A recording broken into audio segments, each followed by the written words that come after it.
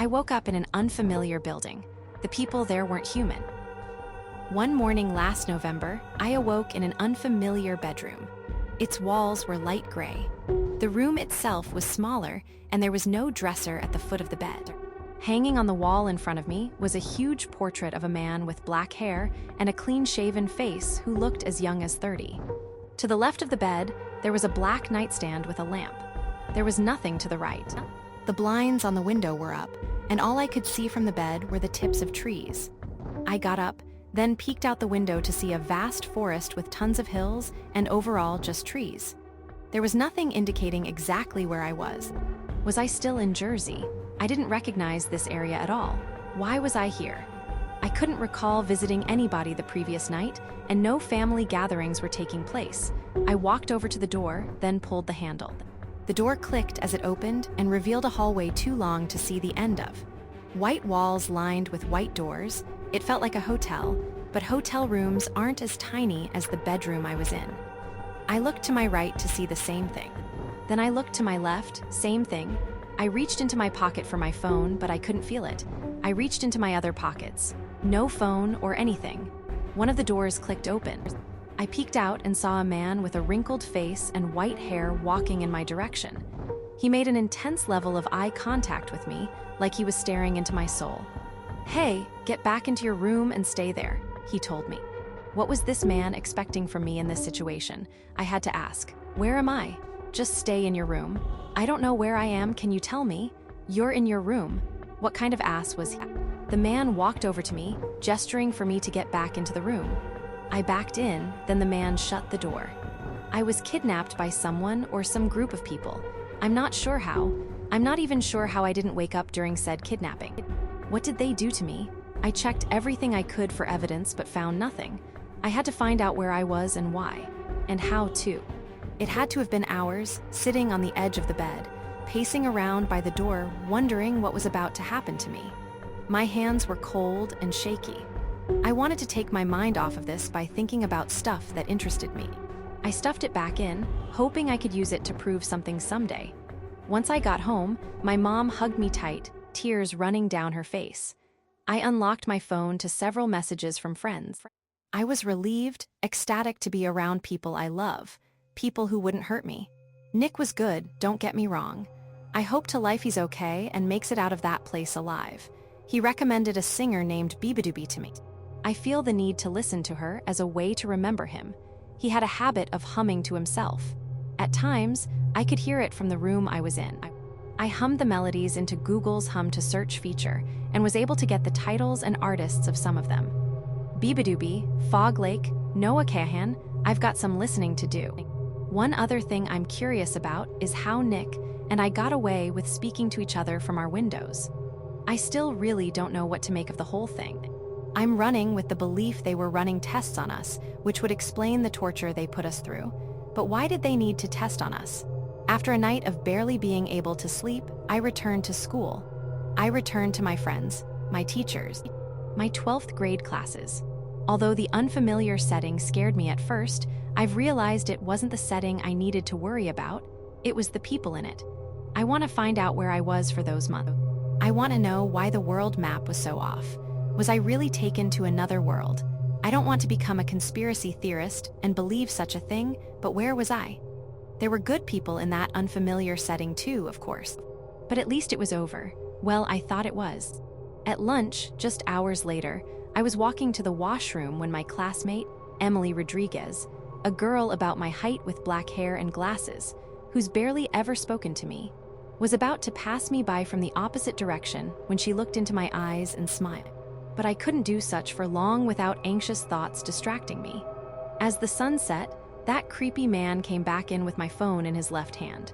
He tossed it onto the bed, then shut the door without saying a word.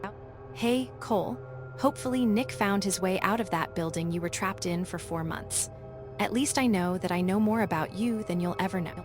I grabbed the phone, then started it up. Now, the first thing on my mind was to call the police. Did they not know I'd do that? Well, of course they did, as the phone and text apps crashed each time I attempted to get them open. I tapped Google. It opened, but gave me an error page. I'm unsure as to why they even gave me my phone back in the first place. Whatever. I laid back down, then eventually fell asleep. I woke up sometime in the middle of the night to a hum coming from somewhere outside. I got up from my bed, then took a peek through the blinds. A bright white orb flew by. It was followed by a red orb at a higher altitude, then a yellow one, then another white one. I took my phone out, hoping I could record the things, but as I filmed, no more flew by. The humming stopped, leaving a dead silence. I stopped recording, then played the video back. I got the humming at least. The next morning, I had just woken up when the man walked in and told me to come with him.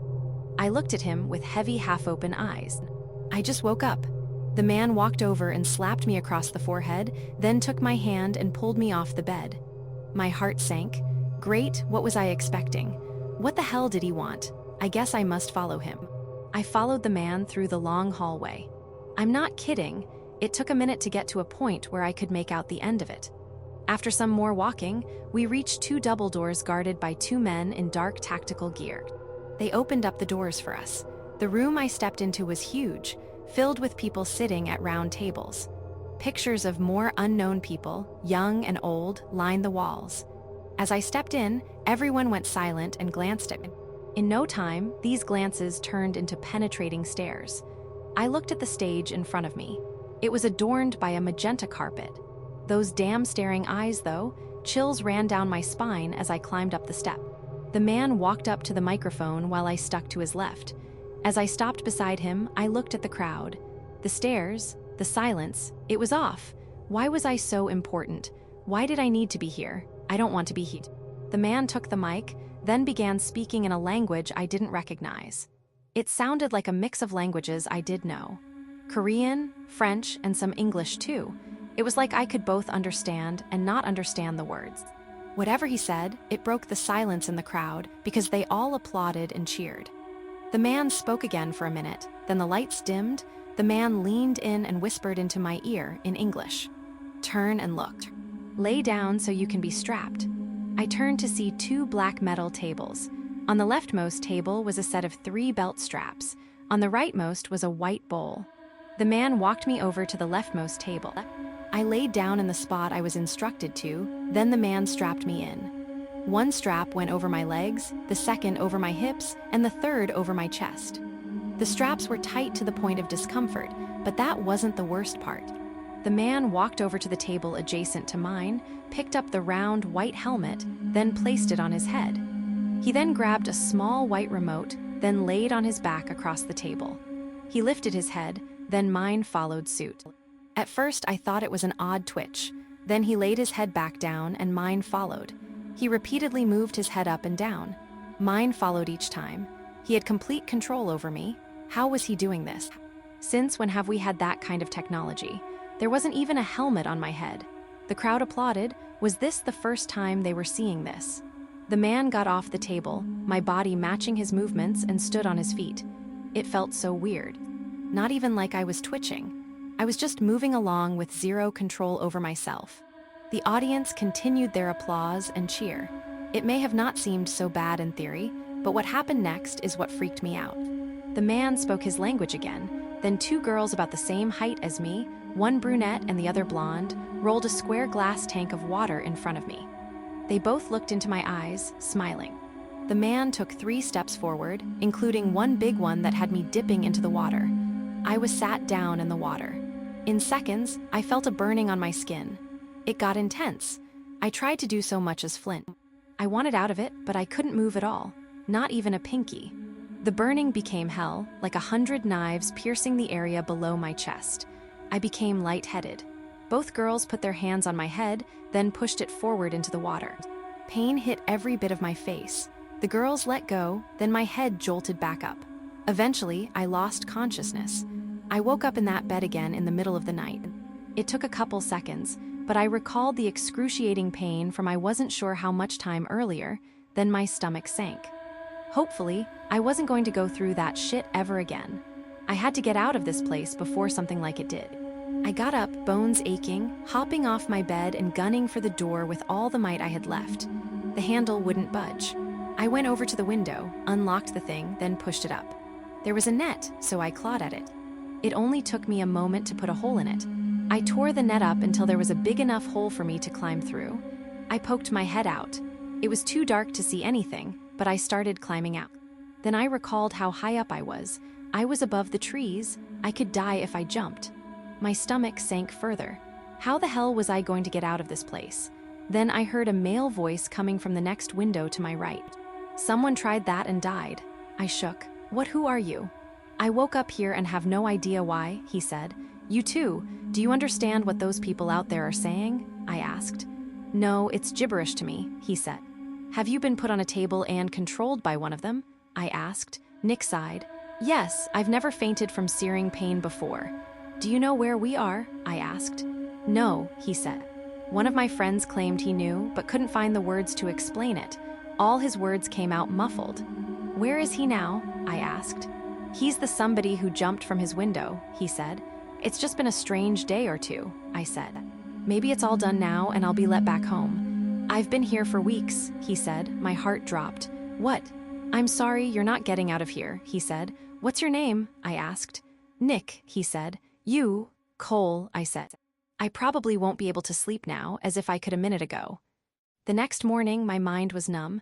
How long was I going to be here? Months? Years? The next day, nothing of note happened. I was in the room all day, given breakfast, lunch, then dinner. The food here tasted great, but I couldn't make out what it was. It resembled food I was familiar with, but didn't quite match appearance-wise. That night, Nick and I had another discussion at our windows. This time, Nick was hungry for action. We need to get one of their phones and see if they use anything that could tell us where we are, he said. We can get one by strangling one of the dudes in the bathroom. I've never strangled anyone before, I said. You won't need to, Nick said. I'll go in when I hear somebody walk in, then I'll press the bathroom button. I'll go in, get the dude to open his stall, kick him, then strangle him. Now, anytime I've seen any of these people use a phone, they use the finger scanner instead of punching in a password. I'll use the dude's finger to unlock the phone, record a video of me going through it, then I'll hum to myself. That'll be your quack. Press the bathroom button, and when I hear your door, I'll set the phone down on the dude. I'll walk out, then you can go in and find him in his stall. Record yourself going through his phone. After that, don't worry about the man. Make it look like he had fallen asleep. There's no way we'd convince anyone that they'd just fallen asleep, I said. I don't care if we fail, I just want answers, Nick said. Besides, there are no security cameras in the stalls. I'll just roll under into the next one and you know. Couldn't one of us do this on our own? I asked. I need a friend to do something with, Nick said. See, couldn't we just take his phone? I asked. They'd track it down, Nick said. We would get caught doing this whole thing, I said. Just as long as you do your thing before they check up on the dude, you'll be good, Nick said. An hour later, we started the mission. I listened as Nick's door was opened. I heard his footsteps, then silent. A moment later, he started humming. I hit the butts. My door was opened by the blonde man from the event. He stood over me. I walked out of the room, jumping as the man put his hand on my upper back. The man stuck to my left as he walked me to the bathroom. Nick came and walked by from the opposite direction. I tried to breathe as slowly and quietly as possible. Once I was in the bathroom, I sped right into one of the stalls. As I noticed the unconscious man's phone lying on the back of the toilet, I pulled my phone out, opened the camera app, hit record, then grabbing the man's phone. I recorded quite a bit, filming myself going through the man's phone. The apps on the phone had 3D graphics of various shapes and symbols. Some logos were animated, bouncy balls, spinning wheels. The names of the apps were symbols as well. Some of them vaguely looked like cursive Roman numerals. I tapped on each of the apps. One of them brought me to a photo-sharing app like Instagram, another to what looked like a search engine. But one of the apps on the bottom took me to an aerial view of a wide white building on a ridge. I tapped one of the little symbols on the top right. There was a very quick zoom out to what was clearly a map of a world. There were 2 big green blotches around the center and some more green along the bottom, all surrounded by blue. There was a dotted equatorial line along the middle. I couldn't make out any of the continents as any I knew. I closed the app, then continued to go through the others. Eventually, I stopped recording, slid my phone back into my right pocket. Then I had a thought, if I can't take the man's phone as evidence, why not a strand of his hair? I pulled a strand from his head, then stuffed it in my pocket. I placed the man's phone face down on the tiled floor, then sped out of the bathroom. That night, I played the recording for Nick, doing my best to ignore the gusts of chilly night wind hitting my face. He squinted as he watched the recording from his window. "I'm just confused," I said. Did that man have a fantasy world map on his phone that this building is a part of? Or was that telepath technology suggesting something else? "I don't know, man," Nick said. "I just hope I can get out of here and go home. I miss the warmth of familiarity. If I do, I'm going to hug my sister and keep learning how to play the guitar." I felt warm hearing that. A warmth I hadn't felt in a while. I just wanted familiarity, as well as my friends, family, town, and soothing music. I wasn't spending another minute here, let alone 3 weeks. Who are the freaks running this place? Where even is this place? What was up with the technology here? Why was I dunked into a tank of searing pain? And the truth would drive me to suicide. I wanted out, and I wanted to out alive. But how was I going to do that? I'd probably be tortured if I tried. Speaking of tortured, for a few nights, I called out to Nick from my window, but he didn't answer. He had to have been figured out. He knocked one of those men unconscious, so who knows what they would do to him. Once night, he answered to his name being called. I asked him about the past few nights. He told me he didn't want to talk about it. There was a shakiness in his voice when he spoke. 3 weeks into my stay, I was getting used to the routine. Wake up wondering why I'm here, eat the breakfast resembling waffles handed to me on a tray, then go into that auditorium to watch high-quality videos of people being operated on. These videos were easy for me to stomach, and I started to find the human body a little interesting, despite my confusion as to why I was being shown these videos in the first place. 2 months into my stay, the routine continued. I had to do some more of those stage performances, those fucking stage performances. That same man with that same helmet put me through everything. I was made to eat 50 insects. Chills ran down my spine when I saw that plate. None of the insects even looked like they were from Earth. Some were long like centipedes, but larger than normal and had a series of mini spikes up and down their backs. Some of the insects were round and looked blurry, while others were brown and shaped like stars. I shivered right down to my soul each bite, each swallow. But hey, I wasn't in pain, although I wanted to learn how to willfully slip into unconsciousness. I felt like puking when the abnormal centipede went into my mouth. I teared up as its spikes grazes into my gums. Then, as I swallowed it, I shuddered harder than ever. I did my best to move even a tiny bit, but no amount of fear broke the mind control. I also noticed, over time, my phone's clock became more inaccurate to the time of day. At first by an hour, then by 2, and so on. I didn't care to change it, though. It was the least of my worries. But those fucking stage showcases. Some more of the things I was mind-controlled into doing were eating food to the point my body couldn't take it and I had to barf it up. Sit in sleep-deprived positions overnight. Watch videos of people being attacked by animals. Watch surprisingly high-quality videos of the 2004 Indian Ocean tsunami. People being blown up on battlefields, 9/11, along with people dying in a mall disaster. I couldn't tell if I was being toyed with or tested on in some way. It was hell, to say the least. 4 months in, I was numb. I had been forced to face my worst phobias to the point where I stopped caring about them. I had watched every video of every tragedy from the past 30 years, along with some tragedies I somehow never heard of. Too bad the pain still hurt. Cuts, fucking burns, the liquid. I'm not going into any more detail than that. It was stuff I would never wish on anyone.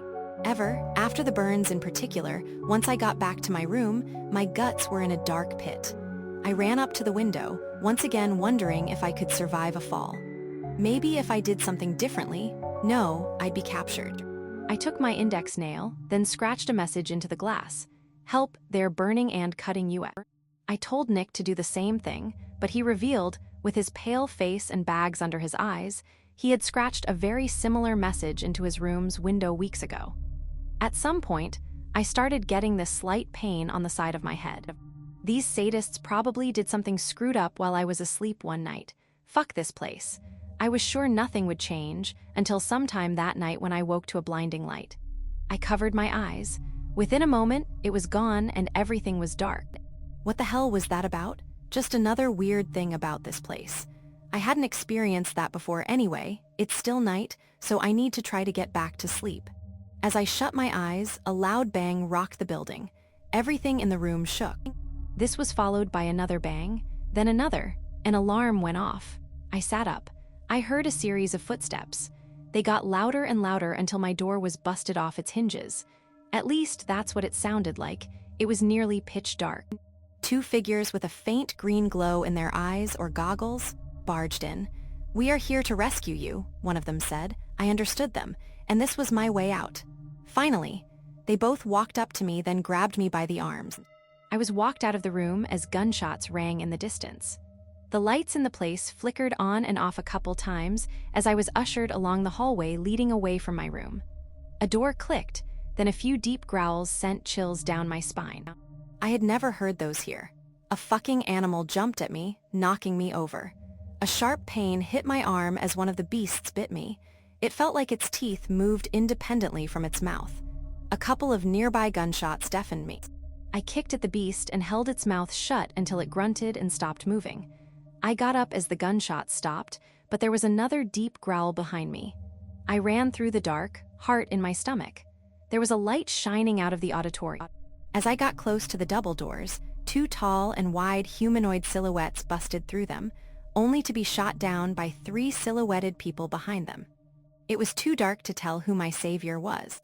I felt along the wall for the bathroom door, ducking right in as I found it. By habit, I hit the light switch, but no lights came on. I froze as I heard distant screams. God knows what was happening over there. My hands were cold, I was shaking. There was hope, but who would reach me first? There was nowhere to hide. As the door squeaked open, my heart sank. All I heard was masculine sob. I wanted to be a fearless hero, but I was caught up in a loud, terrifying battle in a context I still didn't understand. I jolted as a loud bang came from the direction of the auditorium. Then there was another closer bang. Then another, even closer. My stomach churned. I grabbed the sobbing man in the dark, then used my left hand to guide me out of the bathroom. I sped along the dark hallway, away from the auditorium. The lights flickered on for another second, and I saw, 20 feet away from me, the man with white hair. That abusive, mind-controlling man. He was standing still, facing me. I shook, but then his chest exploded in a red mist. In the dark, footsteps raced down the hallway again, in the direction of the sobbing man, and I ducked back into the bathroom, breathing heavy. The sobbing man was by my side. I jolted as the doors were pushed open. Gunshots rang out, the room lit up, with each flash revealing another one of the ensuing men being taken out. Suddenly, time felt like it was slowing down. The sounds of explosions, gunshots, and screams were muffled. I woke up sometime later, sitting alone in a dimly lit bedroom. Another one I couldn't recognize. I could hear the sound of boots on the ground. They were getting louder and louder. I crawled under the bed, then listened as the boots got louder, then stopped. My breaths were heavier than ever. Something just take me out of this nightmare. A bright white light blinded me. Within seconds, I lost consciousness. Sometime later, I woke up lying back against a chair in a hospital's waiting room. Some others were there with me, although I couldn't recognize them. The air had its normal smell again. I noticed a TV was playing CNN. Finally, some familiarity. I checked my upper arm. It was bruised, but stitched up. A few moments of sitting go by before a doctor calls my name. I'm brought into a small room with a table in the center. A man in a suit is sitting at this table, looking me dead in the eye. "Take a seat," he said. I sit across from him, then he asks me about the past 4 months. I answer all his questions, then he tells me this: "You may not speak with any individual but me regarding your experience. I will keep in contact with you. When you reunite with your loved ones or teachers, tell them you were kidnapped and do not wish to speak." As I left the hospital, I reached into my pocket and pulled out the hair I picked off of that bathroom man's head.